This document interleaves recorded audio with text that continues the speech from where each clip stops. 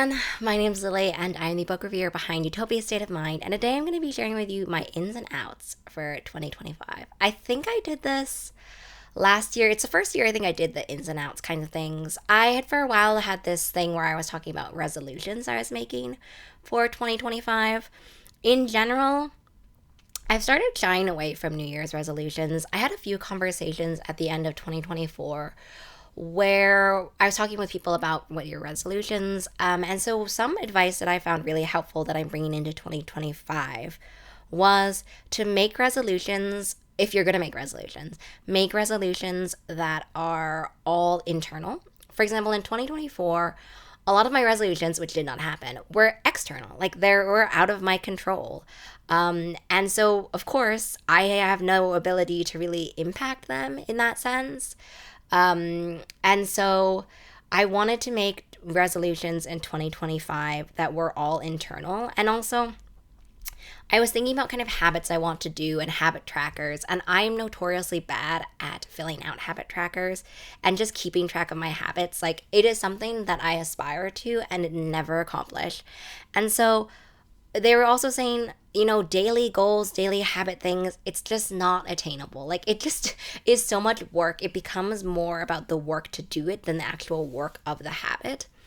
And so then I thought, okay, I could do weekly ones though. So, for example, I guess before we talk about my bookish ins and outs, some of my kind of life habit kind of things are implementing no buy or like not spending on extraneous things, I guess.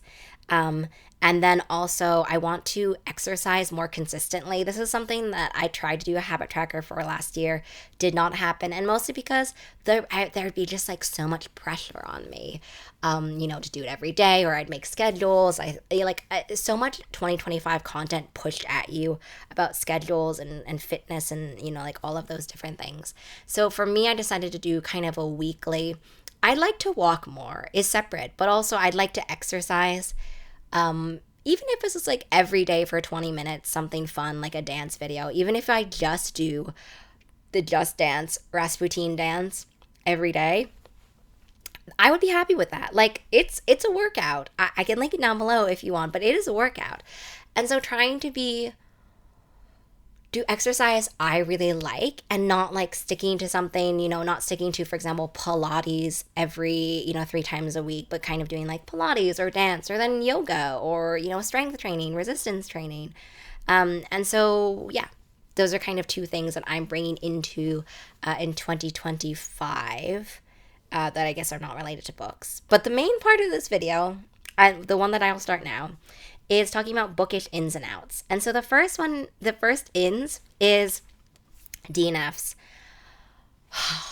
I feel like this can be a contentious subject because a lot of people, especially as a book reviewer, a lot of people are like, oh, can you really DNF? Like, what kind of review could be worthwhile? And first of all, I want to talk about just the fact that if I'm not enjoying a book, I want to have the mental freedom, mental not guilt, basically, of putting it down. Life is too short to read books you don't want to read. There are too many books on your TBR. I'm looking at you. There are too many books on your TBR to continue reading a book you don't want to read. I don't care if it's a classic. I don't care if it's something you always thought you wanted to read but didn't. I don't care if it's a recommendation from a friend, from a family member, from a partner, from me. If you don't want to read it, put it down. Like, it sounds like such a revolutionary concept. And as a book reviewer, I've really been struggling with it because it's like, how do I track these? Which, first of all, like, who cares? And also, how do I review it? And if I'm not going to finish reading a book, there's a reason why. I think that is an equally worthy review from it. And I'm not talking about like, oh, I didn't want to finish reading this one because it was so boring. No, like, if you have something critical, and I often do, about why you cannot finish a book, why you do not want to finish a book, I will publish a review and I will say that. I will say why I didn't like it. And so I guess reviewing wise, that's kind of something I want to think about more, right? If I'm not rating a book 5 stars, or honestly, even if I am, 5 stars does not mean sheer absolute perfection. You can love something and it can still have mistakes, still have flaws, still have things you don't like about it. So I think in 2025, I'm going to try to be a little bit more conscious about my reviews in the sense that if I have, for example, a 4 star review or a 3 star review, I want to specifically, and maybe I need to figure out how to better frame this or better put this on my platform in a variety of different ways. I want people to know that. And I want people to know, for example, this is like a really arbitrary way to think about it. But for example, 4 stars, at least one explicit reason needs to be said about why I didn't give it 5 stars or why it didn't reach that place for me. Or 3 stars, 2 reasons. Like that's kind of internally what I'm going to try to bring forward into 2025. But I mean, it's super arbitrary, a number like that. But kind of that vibe is how I want to bring that in. I guess that's another ins, like that kind of reviewing style, I guess. Another ins is more diversity. I track my diversity every month. Hopefully you've seen this in a monthly wrap up, but there are definitely aspects where I am not doing as well as I want to be doing. And those are things I actively want to be addressing every year. So one of the things that I wanted to more consciously be thinking about in terms of the diversity of my reading in 2024 was Indigenous representation. It was something that I was actively trying to think about, like, okay, every month I want to actively go out of my way to do this. So for example, I want to read more Indigenous representation. I want to read more Latinx representation. I want to read more disability representation for sure. So these are just 3 aspects that really stand out to me. Neurodivergent representation. So I want to read more diversely. Every year I want to read more diversely. There's not an endpoint on the like diversity reading checklist. Every year I want to be better at it. And every year I might not have achieved my goals, but I'm trying. I'm trying every year. And so this is something that continuously stays on my ins, I guess. Another in that I have is themed panels. I've been doing YouTube panels now for a couple of years, and I love it. It's one of my favorite parts of what I do. I do a lot of debut panels, which I seriously love doing debut panels. But I had a few in last year, specifically one that I'm referring to kind of about mysteries and thrillers, which I'll link down below, which we were able to like get into the craft of mysteries, of thrillers, of red herrings, and I just love that so much. I want to do more themed panels, so please let me know down below if you have themes that you want to do. I already have ones that are cooking. I want to do another like cozy fantasy, cozy romantasy panel where we chat more about that and like the ways that that genre has shifted.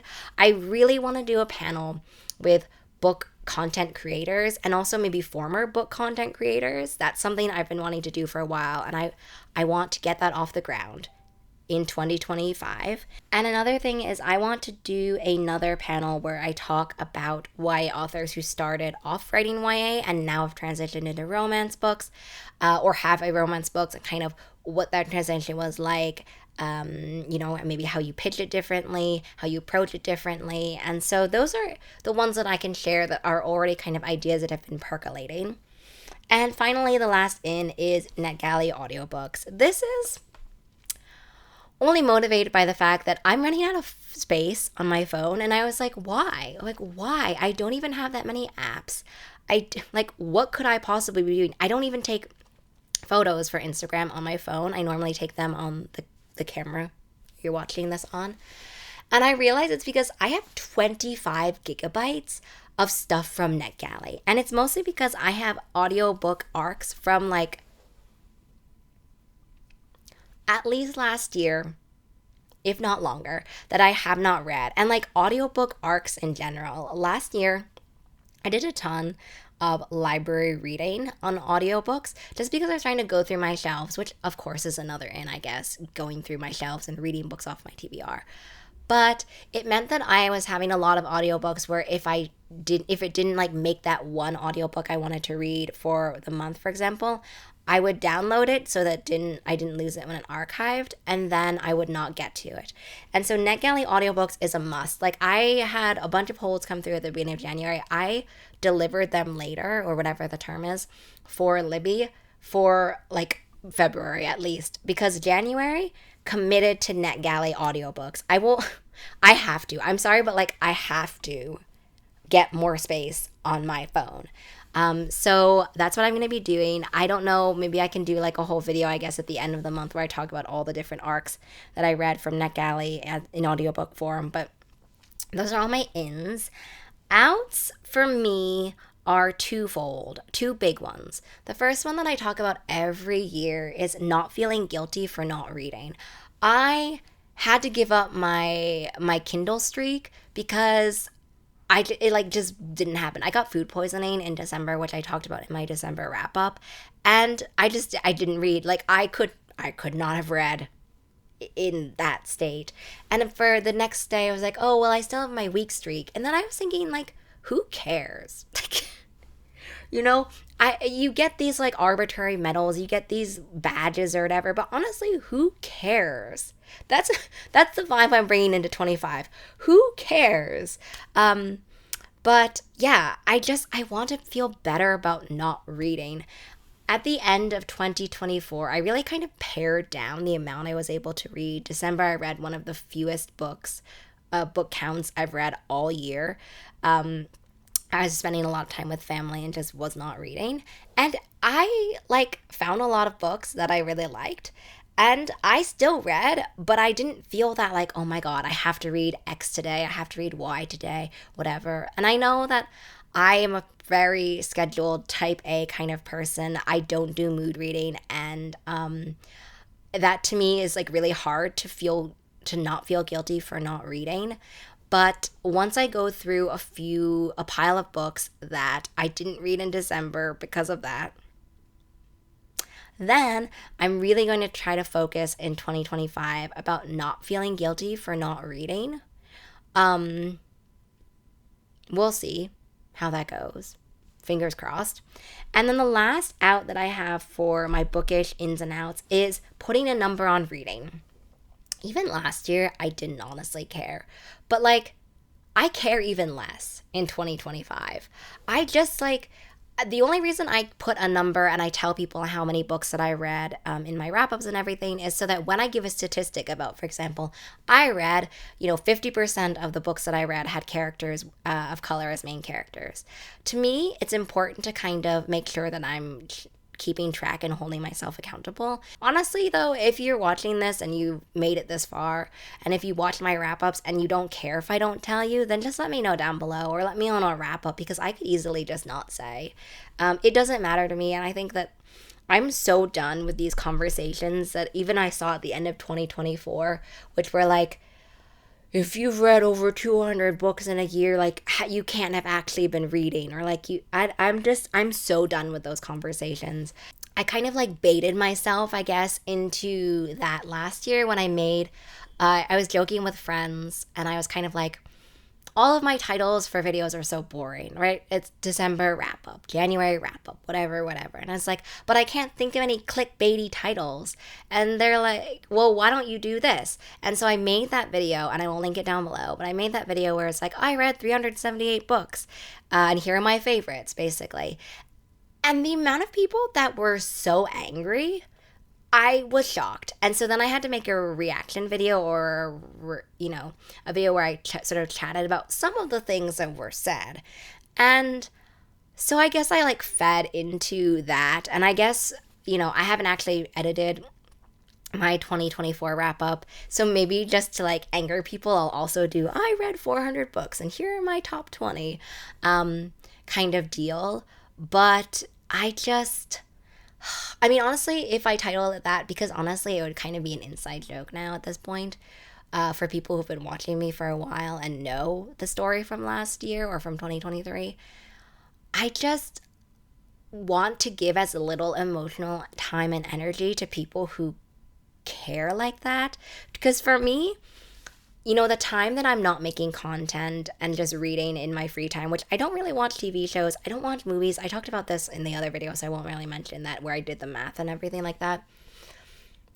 I could be using that time I'm upset to read, right? The times that I'm not posting on Instagram when I want to be or on TikTok or whatever, it's because I'm normally reading or writing reviews.